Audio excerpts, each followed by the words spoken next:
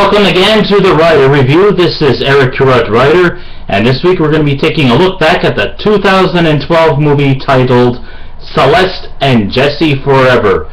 Now, Celeste and Jesse Forever is a romantic comedy drama that runs for 92 minutes long. It is directed by Toland Krieger, and the script was written by Rashida Jones and Will McCormack, who also starred in the movie.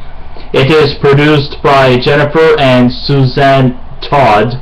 The score was done by Zach Cowie and Sonny Levine. The cinematography was done by David Lazenberg, and the editing was done by Yana Gorskaya.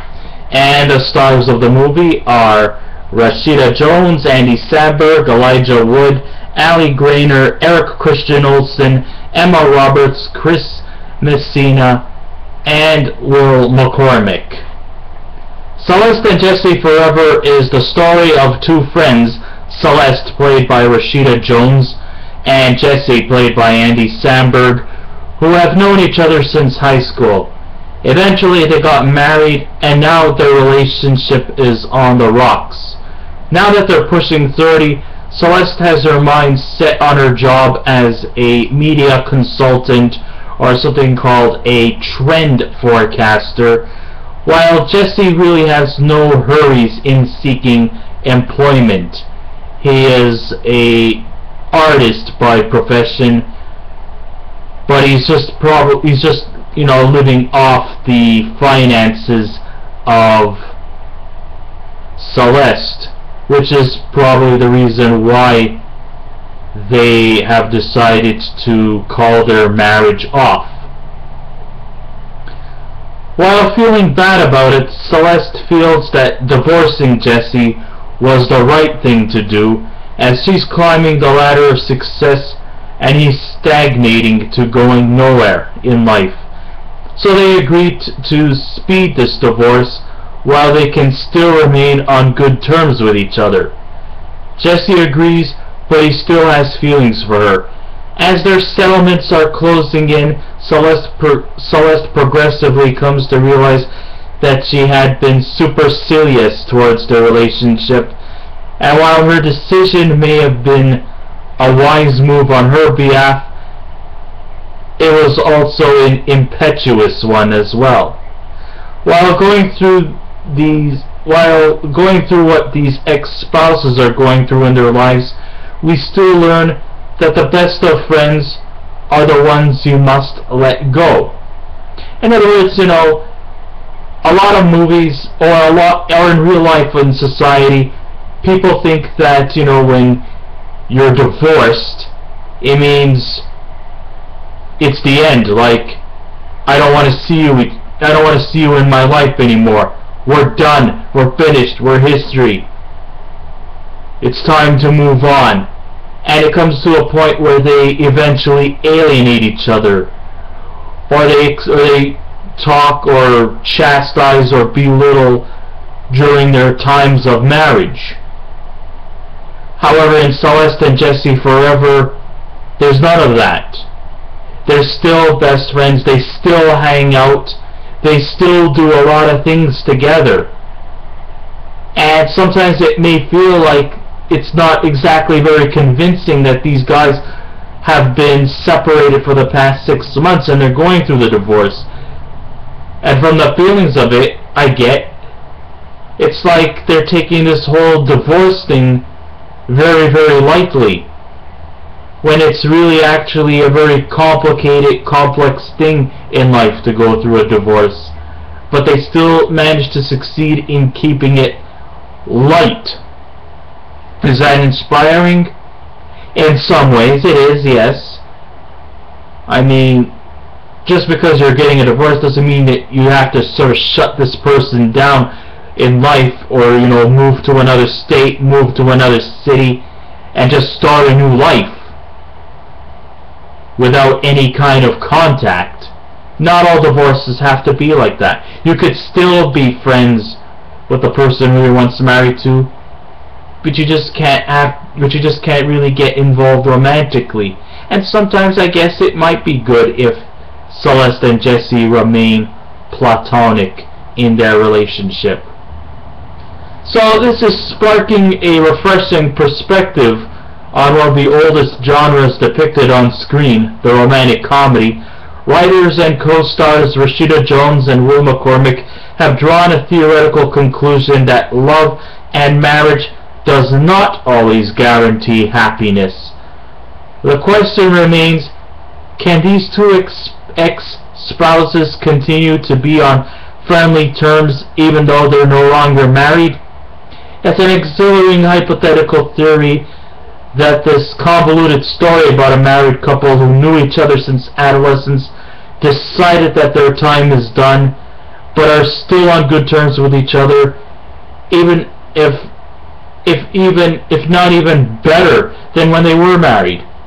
You know, maybe they were better off if they just stayed friends. Maybe their marriage just wasn't meant to be. But it's their friendship that keeps them still intact with each other. And I guess that will never change. Ambitions, crosswires, achievements, and destinies all come into play as Celeste and Jesse agree to terminate their marriage while they can remain friends and have a good time with each other. And though some of these scenes look forced and at times immature, the charm of the characters, especially from Rashida Jones, the fast-paced, whimsical nature of the film will keep you on your toes throughout, while trying to figure out what they really want in life. It's a shame that this film has more comedy and less romance, and a lot of the situations these people are facing could have been handled with more care than that. I found it very hard to accept that Celeste and Jesse seem to take their divorce settlements lightly with each other, or the fact that they seem comfortable with each other, yet getting divorced is definitely a time of hardships. Their childish goofiness with each other in other public establishments can really catch you off guard into not being convinced that they've been separated for the past 6 months. How do they recover so quickly? It's only until as the film rolls on that we can see why these two divorced each other. While Jesse seems at liberation as a jobless slacker and Celeste is fixated on her career, she seems to somewhat border in condescension as the person who's always right in every avenue of life, in and out of her job. And it seems like she always seems to be right about everything. She is really that self-absorbed, which can make her at times, likable, being that she's got a fun nature in her, and unlikable to the fact that she can also be borderline condescending. I mean, it's no question about it that, there are a lot of funny scenes, especially where Celeste goes on these mini dates that just don't seem to work out, and some hilarious side stories that are involved around a self-absorbed pop star named Riley Banks, played by Emma Roberts. Of course, the name Riley Banks is, of course, a parody to the name of pop princess Miley Cyrus, Miley, Riley, you get what I mean. Of course, this pop princess and Celeste seem to not exactly be on particular friendly terms with each other, and Celeste, of course, has been quite vocal about her disdain towards this pop princess.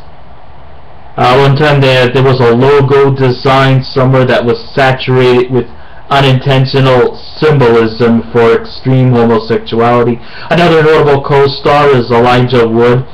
He was remarkably funny in a supporting role as Celeste's homosexual colleague named Scott. Other notable protagonists, co-stars include Ari Graynor as Beth, who's always seems to be like the friend to Celeste, and she's going through a bit of issues involving her soon to be married husband Tucker, played by Eric Christian Olsen. So there's some good subplots there between Beth and Tucker that also seem to work quite effectively as well. And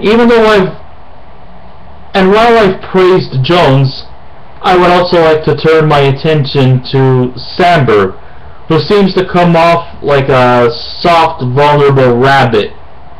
But after a while, his self-indulgent ways also at times start to aggravate me. But, it doesn't hinder the film entirely, as the focal character is centered on Celeste, and we can definitely connect with her through her emotions and the trials and tribulations that she is facing. Jones was just purely dynamic in her leading role. And another standout performance also comes from Rebecca Diane as Veronica, an attractive brunette who has been kind of like a secret lover to Jesse months before. I think they had kind of like a one-night stand with each other in which Jesse got her impregnated. She was also quite remarkable in her role as well. The staggering, laborious question that's on everyone's mind in this spontaneous romantic comedy is, will Celeste and Jesse ever remarry again? Or are they just better off remaining in a platonic, close friendship relationship? The answer may look simple, but in reality it's anything but. Maybe in the end it's better that they just remain friends. And sure, it's important to be right, but what exceeds righteousness is happiness.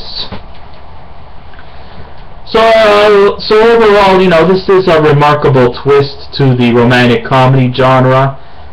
The movie is fun. The movie runs for 92 minutes long, but it's a well-paced film.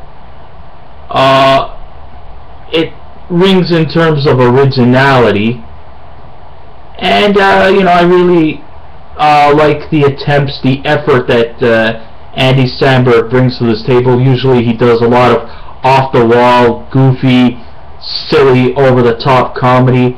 Here he's kind of taking a backseat and is making the efforts to try to see if he could experiment playing dramatic roles here instead. Every once in a while a comical actor should sort of step up and try to take different avenues in the acting genre instead of staying in the same place all the time. I mean, hey, even comedy actors like Jim Carrey, Robin Williams, and Danny DeVito have often took strides to play roles outside the comedy genre. It's good to, play a variety of roles. You don't always have to stay in the same area all the time. It's good to sort of mix things around, and I have to actually give praise to Andy Samberg for making that effort. But still, it's not a masterpiece. It's not the best romantic comedy I've ever seen. It's not the worst. There's a lot of fun stuff about this movie. And if I was to give this a scale out of 10, I would definitely give it a 7. You should check it out. It's pure innocent fun. And, the rating is PG-13. There is some swearing here and there. But then again, who hasn't been exposed to swearing? So I guess this kind of ends my writer review. Thank you all for listening in. If you want to subscribe to my channel, please feel free to do so. You want to leave a comment, you're at liberation to do so. Remember, be kind, be courteous. Please fend off the rudeness. And I will see you again with another movie review. So until next time, this is Eric Writer saying, keep watching those movies, and I will see you around. Goodbye.